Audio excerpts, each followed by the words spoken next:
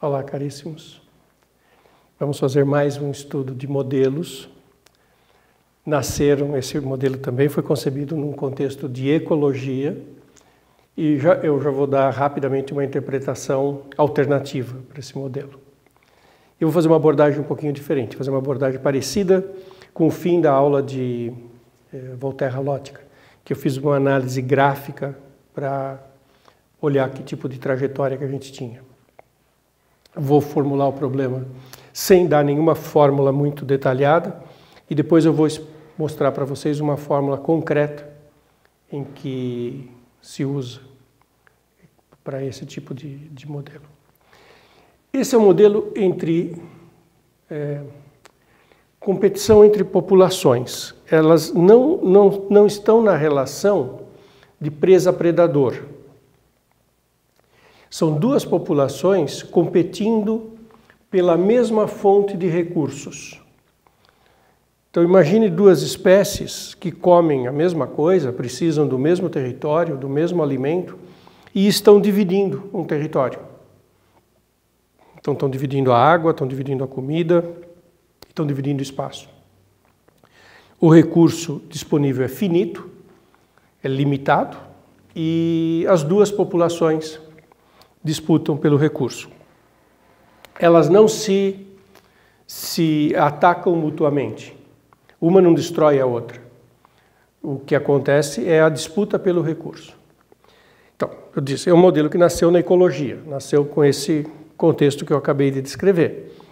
Mas olha que legal, vou dar uma interpretação diferente, em que o modelo também serve.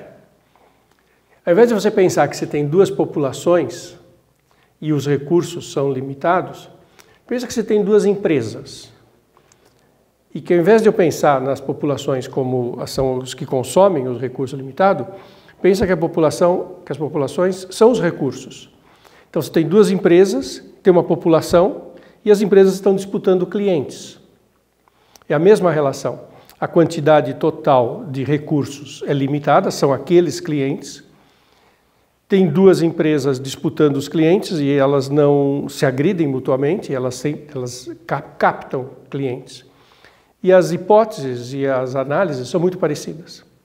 Então é muito legal, né, quando a gente faz assim, modelagem e vê esse tipo de fenômeno acontecendo, né? A gente identifica diferentes situações em que aquelas ideias aparecem. Então, vou chamar de x de t e y de t as duas populações. E não vou dar nenhuma fórmula concreta, tá? Nesse primeiro momento. A derivada da x, né, a taxa de crescimento ou decrescimento da x, depende do próprio x, mas por um fator que tem a ver com o fato de que o x e o y estão disputando o mesmo território. E o y é análogo. Ele depende do y, mas por um coeficiente que vai ser influenciado pela presença do x e do y. Mn, a gente supõe que são funções assim bem comportadas, para que valha um gráfico que eu vou fazer agorinha. E só estou interessado, claro, em x e y positivos. Então, quando se olha para isso de uma maneira assim bem genérica, bem geral, sem especificar o m e o n, a gente faz algumas hipóteses gerais. E essas hipóteses são muito legais. A primeira hipótese, se uma população cresce, uma população está crescendo, a taxa de crescimento da outra diminui. Eu não disse fica negativa, eu disse diminui. Então, se uma população cresce, a taxa de crescimento da outra fica menor. Tá? Eu já vou explicar por que isso acontece. Mas olha que é um fato razoável, né? Tem duas populações competindo, se uma está crescendo, é difícil que a outra mantenha o ritmo de crescimento. O ritmo de crescimento da outra vai ser comprometido, porque a primeira está crescendo e a disputa é pelos recursos limitados. Consequência, a derivada parcial da m em relação a y tem que ser negativa. E a derivada parcial da n em relação a x tem que ser negativa. É legal, né, pensar nisso. Só desse fato, que é uma hipótese bem razoável, segue isso. Do ponto de vista formal do cálculo, como é que calcula a derivada parcial do m em relação a y? É o limite, quando o h tende a zero, do m x fixo y mais h menos m de xy sobre h.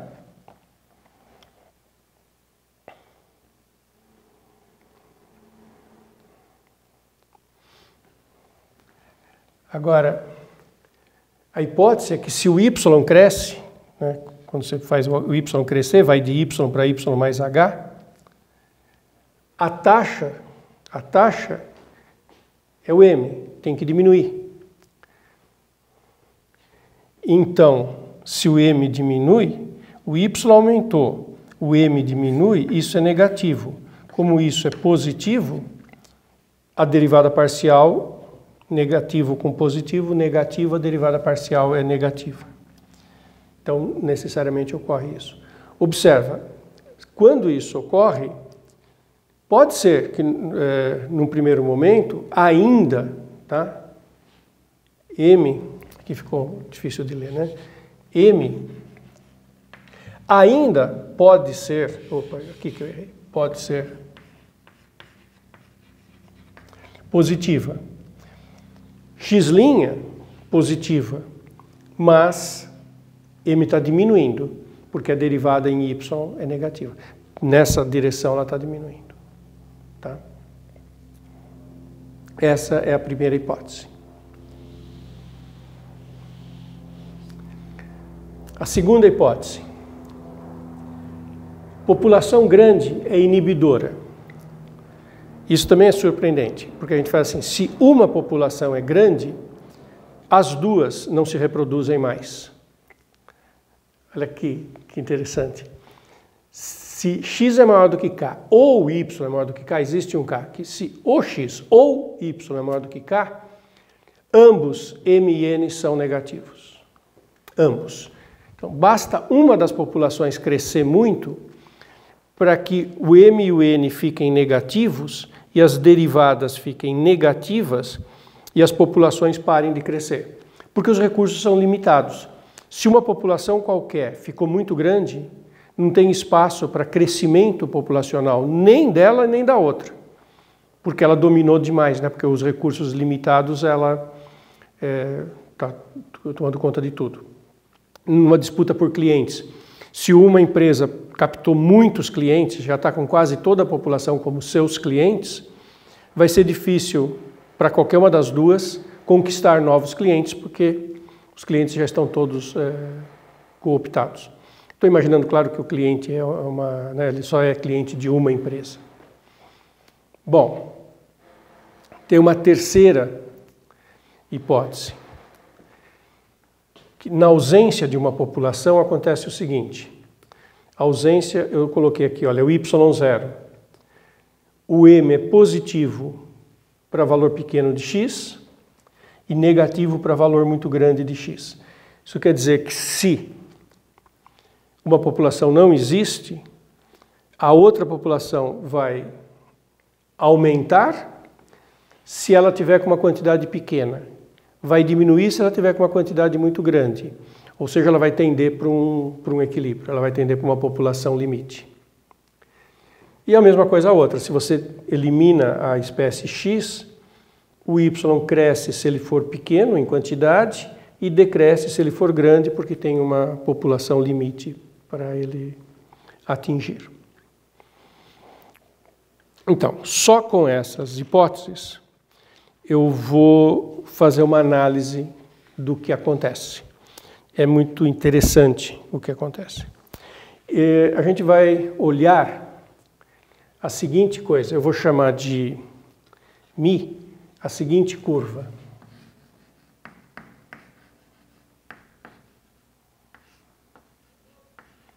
A imagem inversa do zero.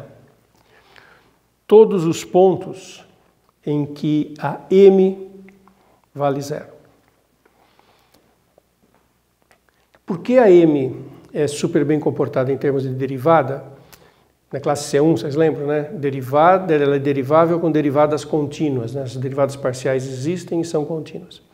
Então tem um teorema, que chama teorema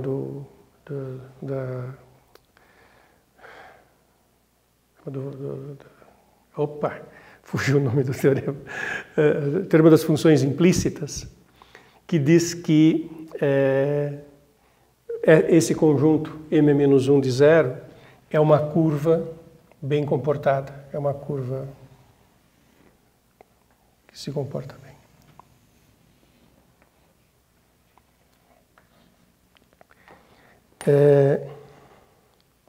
Essa curva aqui, eu vou desenhá-la. Ela corta aqui o eixo X nesse A. Eu estou colocando aqui o M.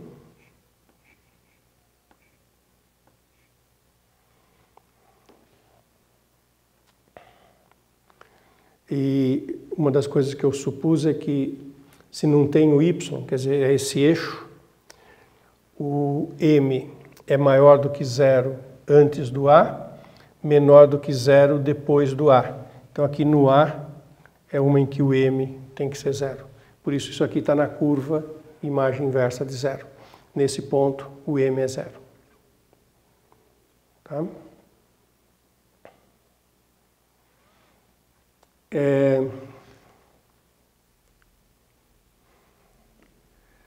Populações grandes, o M e o N, são negativos.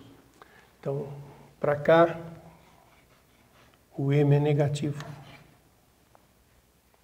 E para baixo, o M é positivo.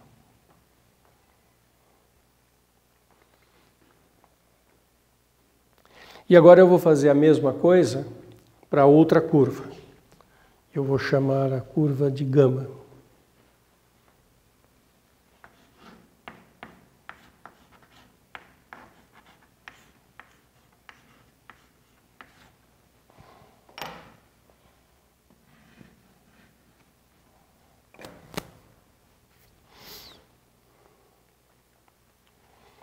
E eu deliberadamente vou criar uma intersecção aqui.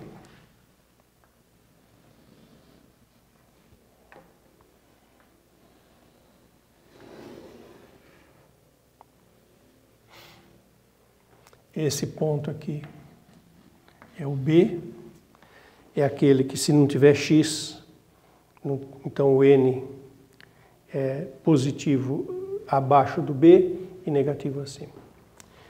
Então, acima da amarela, o N é negativo também. Abaixo da azul e abaixo da amarela e abaixo da azul, o M é positivo e o N é positivo. Essa região acima da azul, o M é negativo, mas está abaixo da amarela, então o N é positivo. Aqui, abaixo da azul, M positivo, e acima da amarela, N negativo. E essa daqui é acima da azul, M positivo, abaixo da amarela, N negativo. Como eu tenho uma quantidade grande de regiões, né? Nesse caso eu tenho 1, 2, 3, 4, 5, vai ter que ter repetição. Observe que essas duas regiões estão com o mesmo comportamento. Não, aqui é M negativo, porque está acima da azul. Então, essa região e essa, não. Abaixo da amarela tá, troquei tudo, é N maior. Isso. Essa região e essa são iguais, abaixo da amarela e acima da azul. Essas duas têm o mesmo comportamento. Esses pontos onde elas se encontram são pontos onde o M e o N são zero. Isso significa que o x' e o y' são zero. Então são pontos fixos, são pontos estáveis. Estável não, são pontos fixos. A trajetória que passa por aqui não sai daqui. O fluxo não sai daí. Então toda vez que essas curvas se encontrarem, elas poderiam ter se encontrado em mais pontos. Nós temos pontos de equilíbrio, né? Esse que é o nome certo. E a gente tem esses 4 tipos de região. E é possível, só com isso, provar alguns resultados muito fortes. Eu vou apagar esse cantinho aqui e mostrar uma coisa muito bacana. Olha que legal. Quando nós estamos numa dessas curvas, alguém é zero. Então, na amarela, o y' é zero. Então, o vetor tangente às curvas não tem componente vertical, só tem componente horizontal. Na amarela, o n é zero, o y' é zero, então não tem componente vertical, o vetor é horizontal. Se for para cá, para esse lado, se for para cá, para esse lado.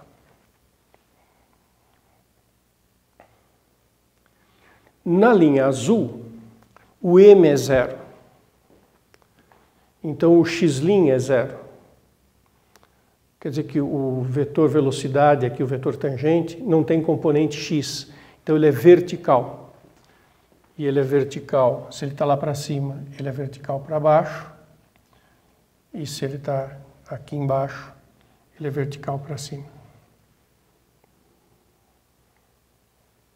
Tá? Olha uma vizinhança desse ponto onde as curvas se encontraram.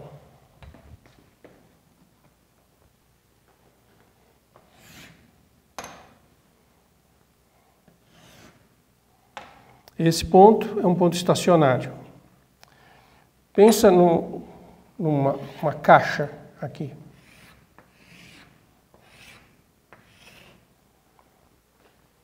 Vamos ver o que acontece? Ambos negativos. Eu estou colocando uma caixa aqui em volta. Ambos negativos. Então, uma trajetória que passa por aqui tem ambos negativos. Então, ela vem para baixo e para a esquerda. Ela pode ir para esse ponto, ou ela vai cruzar essa curva. Ela está para baixo e para a esquerda. Se ela cruzar essa curva, ela entra nessa região. Cruzou, entrou aqui. Que o m é mais e o n é menos. M mais, ela vai para a direita, n menos vai para baixo. Se ela entra aqui, agora ela vai para a direita e para baixo. Ela pode ir para esse ponto. As trajetórias já podiam ter feito isso. Ou ela podia ter feito isso. Ou não, ela pode cruzar o amarelo. Pode ser uma trajetória que faça isso, cruze e agora cruze o amarelo. Porque ela está indo para a direita e para baixo. Se ela cruzar o amarelo, ela entra nessa região. Ambas positivas. Então ela começa a ir para a direita e subir. Ela pode ir direto para esse ponto. Ou ela pode atravessar aqui. Bom, e se ela entrar aqui, olha lá o sinal, ela tem que vir para cá. Em outras palavras, esses pontos, eles são pontos limite da trajetória das curvas. Então, é possível provar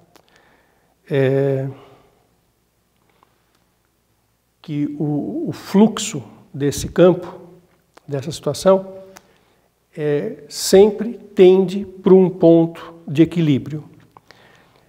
Outros pontos de equilíbrio são o A e o B. Então, quem são os pontos de equilíbrio desse sistema?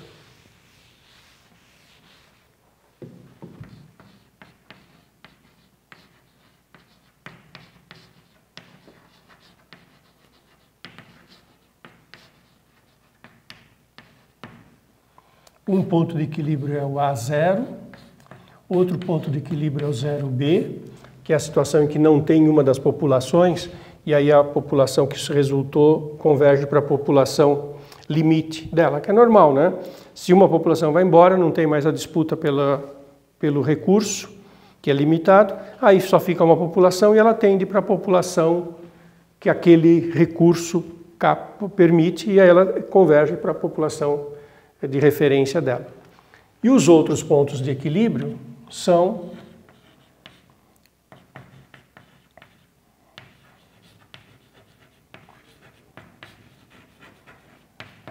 as intersecções entre as curvas que eu chamei de gama e mi.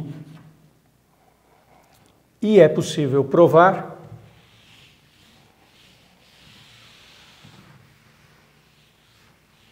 o seguinte teorema.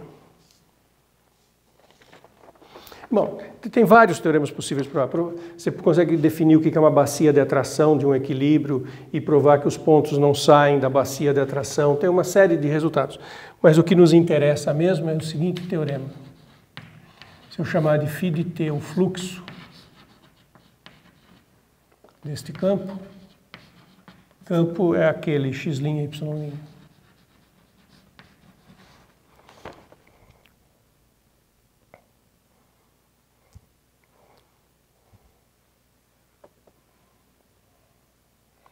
Tal que φ de 0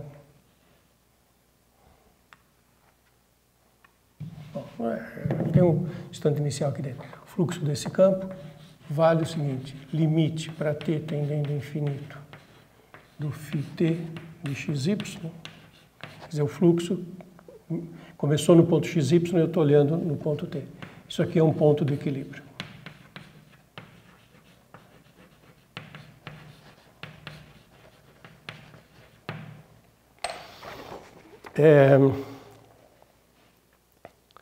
Então, nessa hipótese, né, nesse modelo teórico, sempre vai ter a coisa vai convergir para o equilíbrio entre as populações. Pode ser que uma população desapareça, pode ser que a outra desapareça, ou ambas sobrevivam num ponto de equilíbrio, que é um ponto que, se você desloca um pouquinho, volta para aquele ponto. É possível dar fórmulas para esse modelo. Ele tem sido estudado com exemplos. Eu não disse nada do M e do N, né? Por exemplo, o seguinte modelo satisfaz essas condições.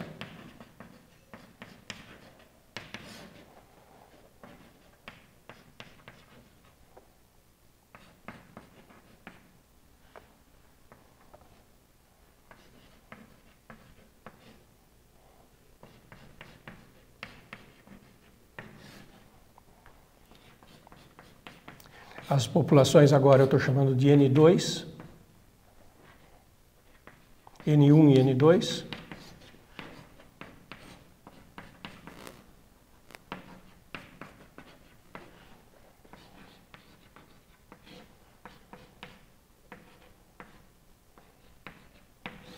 Eu só não troquei nenhum sinal. N1, K1, N2, K1, N2, K2, N1, K2. Isso. N2, N1, N2, R1, R2, B12, B21. Isso.